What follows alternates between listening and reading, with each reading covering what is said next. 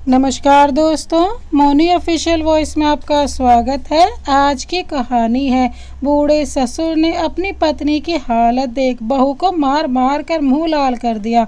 दोस्तों, अगर आप हमारे चैनल पर नए हैं तो चैनल को अभी सब्सक्राइब कर बेल आइकन को प्रेस करना ना भूलें। चलिए तो कहानी शुरू करते हैं। प्यारे दोस्तों, दुनिया में कहा जाता है कि एक इंसान के लिए सबसे बड़ी दौलत उसके बच्चे ही होते हैं। पैसा तो आता जाता रहता है, कभी थोड़ा कम कभी थोड़ा ज़्यादा, पर बच्चे उसके नाम और विचारों को आगे बढ़ाते हैं। इसलिए एक इंसान दुनिया भर की परेशानी सहन करके अपने बच्चों को एक सुंदर और सुरक्षित भविष्य देना चाहता है, जिसके लिए ना जाने वो कितनी ही बार रात को भूखा सो जाता है, लेकिन फिर भी उसके मन में अपने बच्चे के चैन से सोने का सुकून होता है। पर अगर क्या हो जब वही औलाद बुढ़ापे में खुद को ही जन्म देने वाले माँ बाप को इंसान तक ना समझे, उसके साथ जानवरों से भी ज़्यादा बुरा व्यवहार करे। यकीनन हम सभी को ऐसे इंसान से नफरत हो जाएगी और उसको सबक सिखाने की कोशिश करेंगे। पर माँ का दिल इतना कोमल होता है कि बेटा उस पर कितने भी जुल्म कर ले, लेकिन वो केवल उसके लिए अच्छा ही सोचती है और मरने के बाद भी बस दुआएं ही देती है।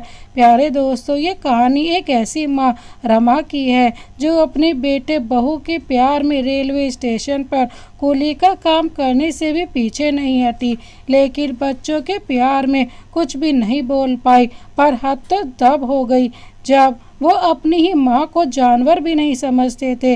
रेलवे स्टेशन पर बोझ ढोती हुई एक बुजुर्ग औरत जो लड़खड़ा के चल रही थी, जैसे ही गिरने वाली थी वैसे ही वहीं पर कुली का काम करने वाला एक व्यक्ति सोनू, उसने जल्दी से जाकर उन्हें सहारा दिया। अरे अरे माई, आपको तो तेज बुखार है, फिर आप ये सामान कैसे उठा पाएंगी? रमा जी नम आंखों से बोली, बेटा अगर काम करके शाम को पैसे ले जाकर बहू को नहीं दूंगी तो वह पता नहीं मेरे साथ। कहते कहते वह बीच में ही रुक गई। सोनू उन्हें वहीं पास के बेंच पर बैठाते हुए बोला, माई आपके हिस्से का सारा बोझ मैं उठा दूंगा, आप बस आराम से बैठिए। रमा जी पूरे दिन उसी बेंच पर लेटी रही। शाम को सोनू उनके और अपने हिस्से का पैसा लेकर उन्हें दे देता है और बोला, माँ जी आप यह लेकर जाइए, अपनी बहू को दे देना और इन पैसों की दवाइयाँ खरीद लेना और हो सके तो 2-4 दिन आराम करना। रमा जी ने अपना आशीर्वाद भरा हाथ सोनू के सर पर रख दिया और बड़ी मुश्किल से घर पहुंची। घर गई तो सब लोग पार्टी में गए थे। उन्होंने रसोई में जाकर देखा तो खाने के नाम पर खाली बर्तन दिखाई पड़ रहे थे। बुखार के कारण उनमें इतनी हिम्मत नहीं हो रही थी कि अपने लिए वह कुछ बना भी पाती। उन्होंने मेज पर आज की सारी तनख्वाह के पैसे रख दिए और कमरे में जाकर दम से लेट गई। पूरी रात वह बुखार से तड़पती रही, लेकिन किसी ने भी आकर उनकी सुध नहीं ली। करीब सुबह के 8 बज चुके थे, पर रमा जी का शरीर अभी भी बुखार के मारे तप रहा था। कल शाम में उन्हें उल्टियाँ भी लग रही थी। अब रमा जी काफ़ी देर तक बाहर नहीं आई तो नौकरानी उर्मिला उनके कमरे में जाकर देखती है तो रमा जी चक्कर खाकर गिरने ही वाली थी। तो उर्मिला ने दौड़कर उन्हें संभाला और उन्हें बिस्तर पर लिटाकर जल्दी से बाहर आकर रमा जी की बहू सपना से बोली, भाभी जी माँ जी की तबीयत बहुत खराब है, उन्हें बहुत तेज बुखार हो रहा है और उन्हें उल्टियाँ भी हो रही हैं, जल्दी से डॉक्टर को बुलाइए। इतना सुनते ही सपना अपनी योगा क्लास छोड़कर दनदनाते हुए उनके कमरे में आई और गुस्सा कर उनका हाथ पकड़कर खींचते हुए बोली, बुढ़िया यह सब नौटंकी मेरे घर में नहीं चलेगी। काम क्या तेरी मरी हुई माँ करेगी? बस पूरे दिन आराम करवा लो और मुफ्त की रोटी तोड़वा लो। इस बुढ़िया से काम के नाम पर रोज बहाने आ जाते हैं इसे। रमा जी नम आंखों से बोली, बेटा आज मुझसे काम पर नहीं जाया जाएगा। इतना पत्थर दिल मत बन बेटा कि अपने ही नज़र में गिर जाओ। क्या तुम्हें मेरी हालत पर तरस नहीं आता? मैं आज उठ भी नहीं पा रही हूँ। मेरे हाथ पैरों में बिल्कुल भी जान नहीं बची है। मेरा पूरा शरीर बुखार से तप रहा है। इतने में नौकरानी उर्मिला बोली, भाभी जी रहने दीजिए ना, वैसे भी रोज तो माँ जी काम पर जाती ही हैं, एक दिन नहीं जाएंगी तो क्या हो जाएगा? आप इन्हें डॉक्टर के पास ले चलिए। सपना को उर्मिला की बात सुनकर जोरदार गुस्सा आया और गुस्से में उर्मिला का मुंह लाल हो चुका था।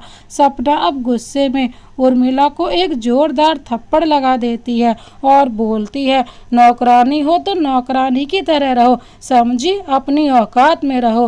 तुम इस घर की नौकरानी हो, जाओ यहाँ से। मुझे 1 घंटे के अंदर नाश्ता मिल जाना चाहिए, वरना तुम्हारी हालत खराब कर दूंगी। मुझे कोई भी सलाह देने की आगे से हिम्मत मत करना तुम।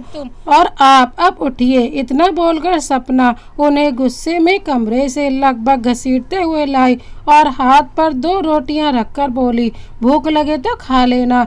रमा जी ने वहीं पास में बैठी अपनी समधन सपना की माँ की तरफ उम्मीद भरी नजरों से देखा, लेकिन वह भी रमा जी की हालत पर कुटिल मुस्कान मुस्कुरा कर रह गई।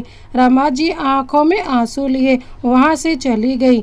रमा जी इस उम्र में बेचारी रेलवे स्टेशन पर कुली का काम करती हैं और जो भी पैसा कमा कर लाती हैं बहू और उसकी माँ घर आते ही छीन लेते हैं।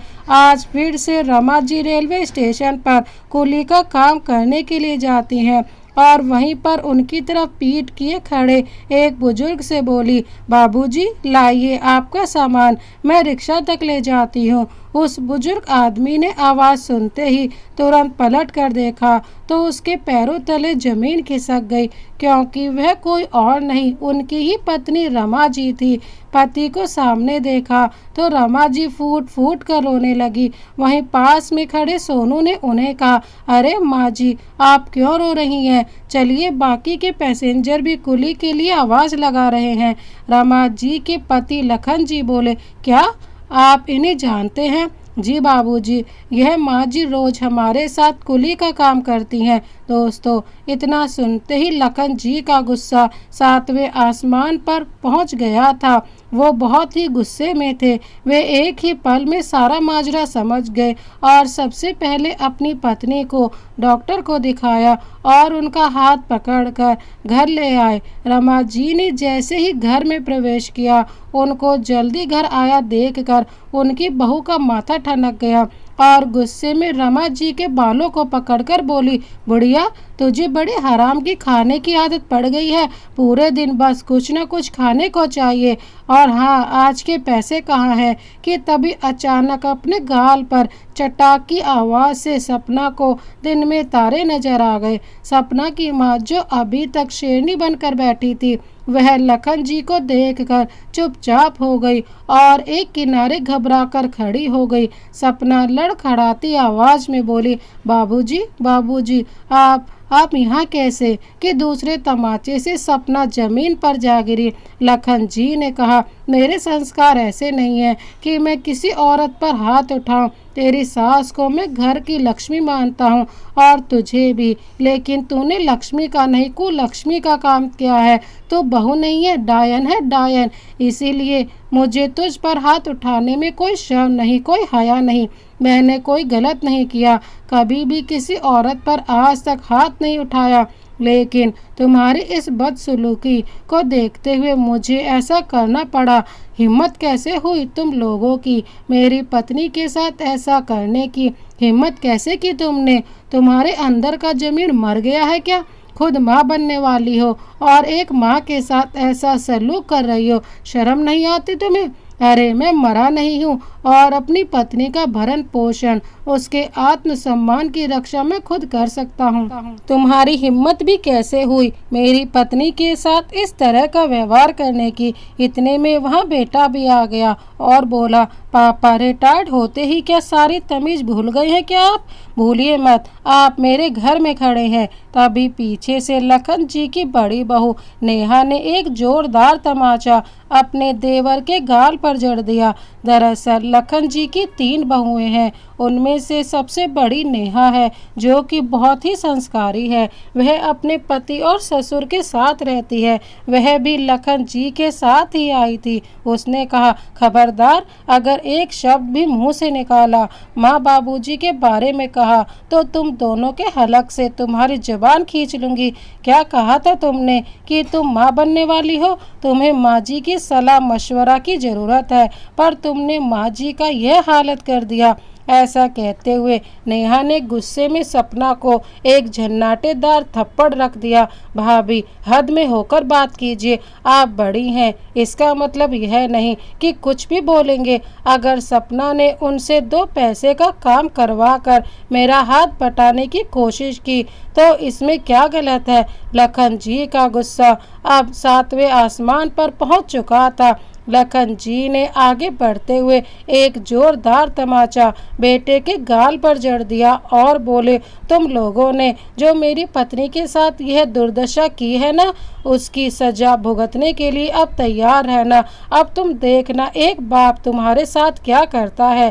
क्योंकि नौकरी से रिटायर हुआ हूँ, पर दिमाग बेटा अभी भी फौजियों वाला है। इतना कहकर वह रमा जी का हाथ पकड़े और बड़ी बहू के साथ वहां से निकल गए। इधर सपना और रवि और सपना की माँ तीनों सब घबरा गए थे, क्योंकि लखन जी अभी अभी मिलिट्री से रिटायर्ड हो गए थे और जब वह कुछ ठान लेते हैं तो सामने वालों को ऐसी सजा देते हैं कि सामने वाला उनके आगे आवाज़ तक नहीं निकाल पाता। लखन जी का गुस्सा भी बहुत तेज है।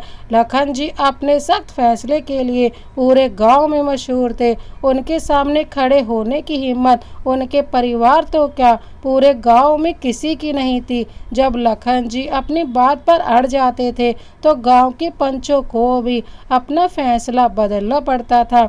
लखन जी नियम और कानून के बड़े पक्के थे, अपनी बात को सिद्ध करने के लिए कुछ भी कर जाते थे, इसीलिए उनके सामने कोई भी खड़ा नहीं होना चाहता था।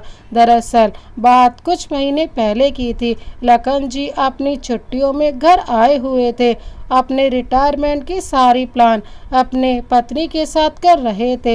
लखन जी और रमा जी के 3 बेटे हैं, तीनों बेटों का विवाह हो गया है, तीनों बेटों की पत्नियां हैं, लेकिन सबसे अधिक मान सम्मान लखन जी की सबसे बड़ी बहू नेहा करती है। बाकी की दोनों बहुएं नालायक और उजड़ है और उनके साथ साथ उनके पति भी एक नंबर के नालायक है। बस अपनी पत्नी के आगे पीछे घूमते रहते हैं।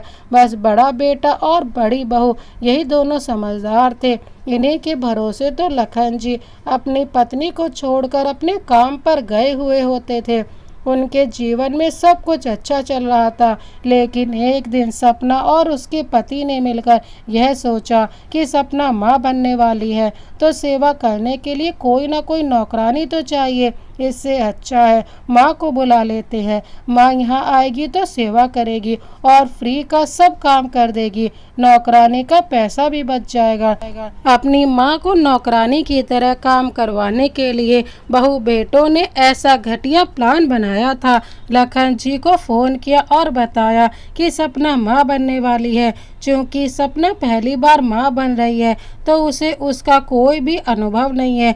माँ तो सभी काम अच्छे से जानती है, खान पान रह सहन क्या करना चाहिए क्या नहीं, इसके लिए रमा जी की बहुत ज़्यादा आवश्यकता पड़ेगी। यही सारी बातें कहकर उनके बेटे और बहू ने अपनी माँ को अपने पास बुलाना चाहा।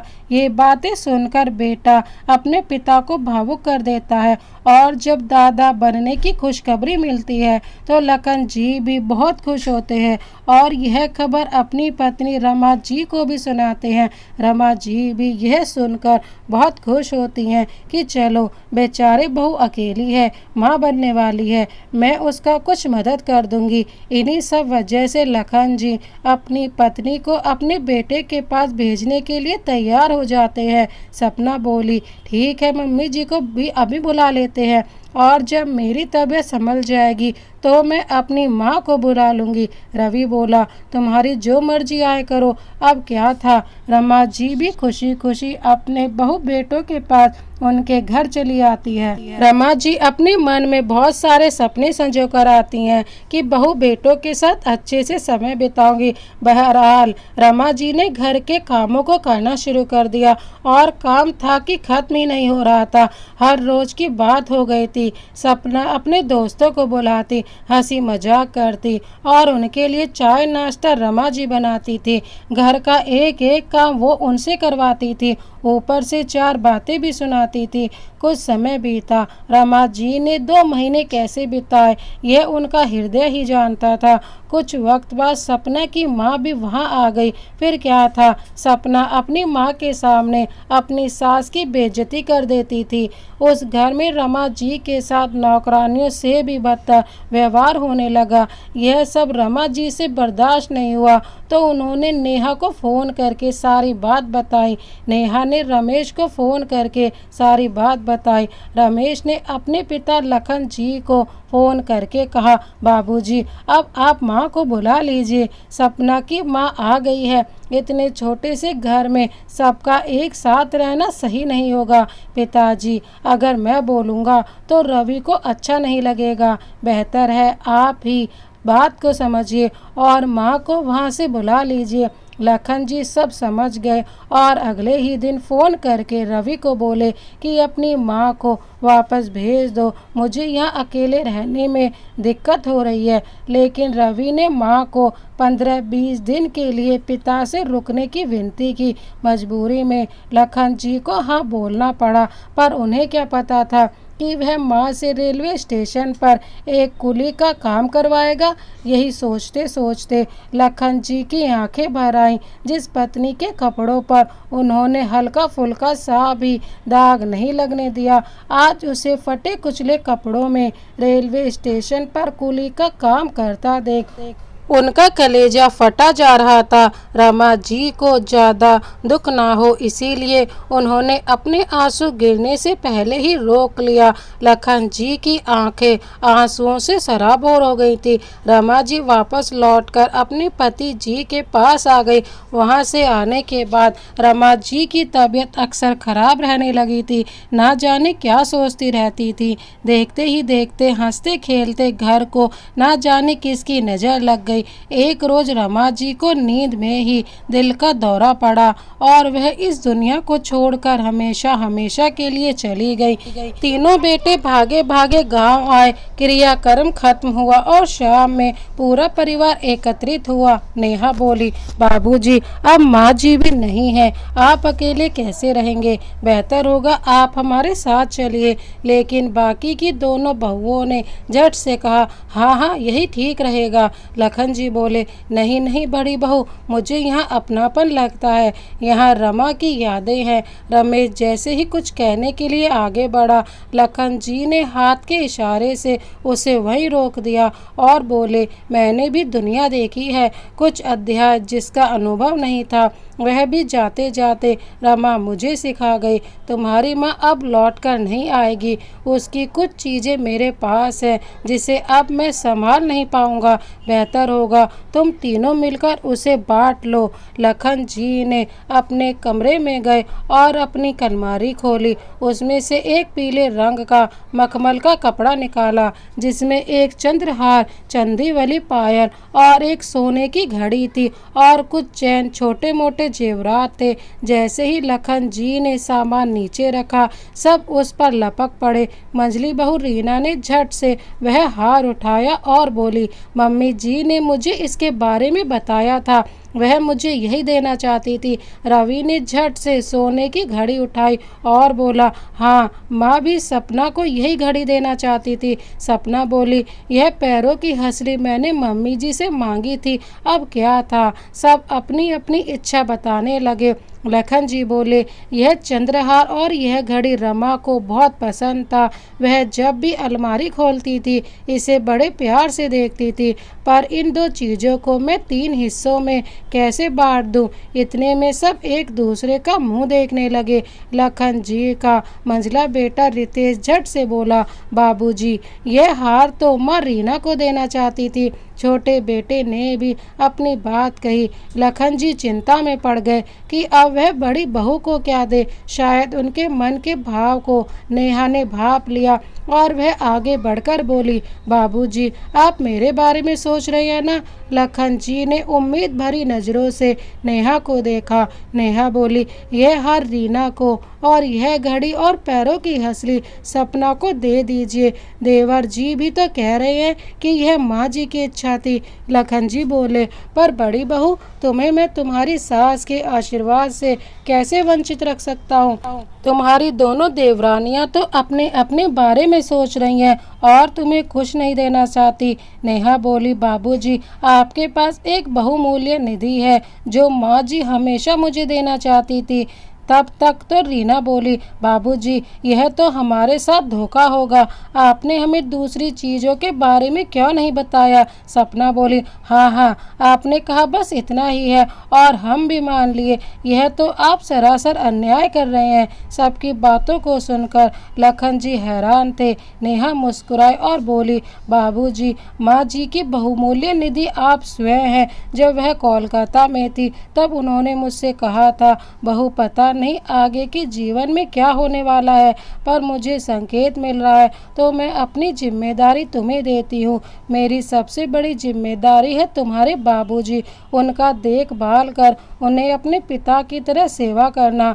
बहू, मैं तुमसे अंतिम बार यही मांगना चाहती हूँ और मैं सबसे बड़ी अमूल्य धरोहर को, तुम्हारे बाबूजी को, तुम्हें सौंपती हूँ। इतना कहते ही नेहा ने कहा, तो बस आप इनकी इच्छा का पालन कीजिए और मुझे कुछ नहीं चाहिए। आप इसी पल हमारे साथ चलेंगे, यह माँ जी का आदेश है। लखन जी की आंखें नम हो गई। वह बच्चों की तरह नेहा का हाथ पकड़कर रोने लगे और वहीं उनके दोनों बेटे शर्म के मारे जमीन में गड़े जा रहे थे।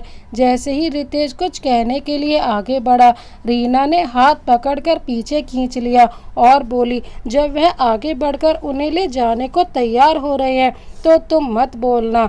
बस जो हो रहा है उसे देखते रहो, चुपचाप यहीं खड़े रहो। मुझे बोझ नहीं चाहिए। मैं तो उन्हें अपने साथ बिल्कुल भी नहीं लेकर जाऊंगी। रवि को भी बहुत शर्मिंदगी महसूस हुई। वह कुछ कहने ही वाला था कि सपना ने उसे रोक दिया। अरे, कुछ तो रितेश भैया से सीखो। चुपचाप खड़े हैं ना, तुम भी खड़े रहो। हमें जो मिलना था मिल गया, ले जाने दो उन्हें मुसीबत, हमें नहीं चाहिए। लखन जी ने अपने बड़े बेटे रमेश का सहारा लिया और अपनी जगह से खड़े हुए। उनके दाएं बाएं बेटा बहू खड़े थे। लखन जी ने दबंग आवाज में कहा, तुम लोगों को जो चाहिए था वह तुम्हें मिल गया। अब तुम अपने घर जा सकते हो। अब दिवाली पर भी यहाँ मत आना, क्योंकि मैं अपने बड़े बेटे रमेश और बड़ी बहू नेहा के साथ रहूँगा। रमा कभी किसी के साथ अन्याय नहीं करती थी, तो उसके जाने के बाद मैं अन्याय कैसे कर सकता हूँ। तुम लोगों को अपना अपना हिस्सा मिल गया, तो अब यह घर मैं नेहा बहू के नाम करता हूँ, जो उसकी सास की तरफ से उसके लिए तोहफा होगा और मेरे फैसले पर कोई उंगली नहीं उठाएगा। यही मेरा आखिरी फैसला है और ना ही आगे चलकर नेहा बहू से इस फैसले के बारे में कोई भी सवाल जवाब करेगा। रीना बोली, अरे बाबूजी, यह क्या बात हुई। बाबूजी, बात यहाँ जेवरों की हो रही थी और फिर यह घर तो करोड़ों का है। आप हमें इतने से जेवर देकर ठग नहीं सकते। रवि बोला, बाबूजी, अगर आपको रखने की बात है हम भी आपको रख सकते हैं। इसमें रमेश भैया इतना बड़ा काम नहीं कर रहे हैं कि आप करोड़ों की संपत्ति उन्हें दे दे। अरे, हम भी आपको रखने के लिए तैयार है। लखन जी थोड़ा आगे रवि की तरफ आगे बढ़े और एक जोरदार का थप्पड़ रवि के गाल पर लगा दिया और बोले, कैसे रखोगे? जैसे अपनी माँ को कुली बनाकर रखते थे, अपनी सास की इज्जत करते थे और अपनी पत्नी और सास के सामने अपनी ही माँ की बेइज्जती करते थे। बेटा, दिए गए घाव ही नासूर बन गए और तुम रीना बहू, 6 साल में आज तक तुमने हमारी कभी सेवा नहीं की, पर मेवा लेते समय तुम सबसे आगे हो। अरे, मैं चाहूँ तो तुम लोगों ने लिया है वह भी तुमसे वापस ले सकता हूँ पर ठीक है, तुम अब सच कह रहे हो या झूठ कह रहे हो कि तुम्हारी माँ की यही इच्छा थी, तो यही सही, जिसको जो मिला वह ले लो और यहाँ से निकलो। इधर रमेश और नेहा ने लखन जी को बहुत समझाने की कोशिश की, पर वह अपने फैसले पर बने रहे। उन्होंने अपना फैसला सभी को सुना दिया था और अब उन्होंने कहा कि यह घर तुम्हारे बच्चों के नाम कर रहा हूँ। तुम चाहकर भी इसमें से अपने भाइयों को हिस्सा नहीं दे सकते। मैं तुम्हारे साथ चलूँगा, पर हर दिवाली हम यहाँ आएंगे और कोई नहीं आएगा यहाँ, क्योंकि अब मेरा एक ही बेटा है। इतना कहते हुए लखन जी अपने कमरे में चले गए और दरवाज़ा बंद कर दिया। रीना और सपना ने अपनी माँ को अपने साथ रखा, लेकिन जब 2 साल बीतने लगे तो सपना को अपनी माँ भी बोझ लगने लगी। एक दिन उसने बोल ही दिया कि मम्मी, आप कब तक बेटी के घर में रहोगी? जाकर अपना कहीं ठिकाना ढूंढ लो। कितने महीनों से मेरे घर पर ही पड़ी हो। मेरे भी बच्चे अब बड़े हो रहे हैं, उनको भी रहने के लिए जगह चाहिए। इसीलिए आज आप कमरा खाली करके पापा से माफ़ी मांगकर उनके घर चली जाइए। बेटी की ऐसी बातें सुनकर उसकी माँ आश्चर्यचकित हो गई। जिस बेटी के लिए उसने इतना कुछ किया, आज उसी बेटी ने ऐसा जवाब सुनने को मिलेगा। सपना की माँ ने कभी सोचा भी नहीं था। सपना अपनी माँ को आज बहुत बुरा भला भी कह रही थी। सपना की माँ रोती हुई गिड़गिड़ाती हुई अपने घर पहुंची और उन्होंने अपने पति से माफ़ी मांगी। अब क्या था, सपना के पिता ने भी अपनी पत्नी को माफ़ कर दिया और जैसे तैसे घर में रख लिया। लेकिन जो इज्जत वे सपना के माँ को पहले दिया करते थे, वैसा कुछ नहीं रहा। खाली सामान की तरह सपना की माँ घर में पड़ी रहती थी और रोती सिसकती रहती थी। जो भी 2 टूक मिल जाता खा लिया करती थी। उन्होंने अपनी बेटी के साथ मिलकर एक माँ को इतना तरसाया जिससे कि वह माँ ही मर गई। इसका फल तो उन्हें भुगतना ही पड़ेगा। जिन जिन लोगों ने रमा जी के साथ गलत व्यवहार किया, सबके साथ बुरा हो रहा था। सपना और रीना ने रमा जी के साथ बहुत बुरा व्यवहार किया था, तो उनके साथ भी भला नहीं हुआ। उधर लखन जी अपने बेटे बहू के आराम से जिंदगी व्यतीत करने लगे। हालांकि उनकी पत्नी तो उनके साथ नहीं थी, लेकिन दिल में हमेशा कसक रहेगी कि उनके कुछ नालायक बेटे और बहू के वजह से उनकी पत्नी इस दुनिया से चली गई। दुनिया में सच ही कहा गया है कि कर्म हमेशा लौटकर वापस आता है। जो जिसके साथ जैसा व्यवहार करता है, उसे वैसा ही फल भुगतना पड़ता है। इसलिए कुछ भी करने से पहले हमें आगे आने वाले अपने भविष्य के बारे में सोच लेना चाहिए कि कभी वही हमारे साथ भी हो सकता है जो हम आज दूसरों के साथ कर रहे हैं। दुनिया में हर कर्म का हिसाब होता है, फिर चाहे वो छोटा हो या बड़ा हो, अच्छा हो या बुरा हो, हमें अपने हर कर्म का हिसाब तो देना ही पड़ता है।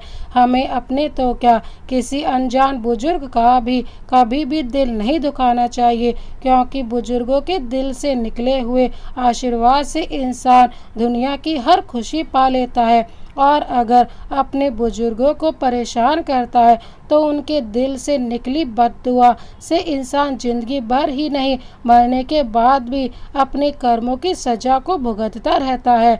इसीलिए हमेशा अपने बड़ों की सेवा करो और अपने छोटों को भी यही संस्कार दो। तो दोस्तों, इस कहानी को अंत तक देखने के लिए आपका बहुत बहुत धन्यवाद। इस कहानी के बारे में आपकी क्या राय है, हमें कमेंट बॉक्स में ज़रूर बताएं। इस चैनल को जल्दी से भी सब्सक्राइब कर दें और बेल आइकन को प्रेस कर दें। Thank you so much. Vande Mataram.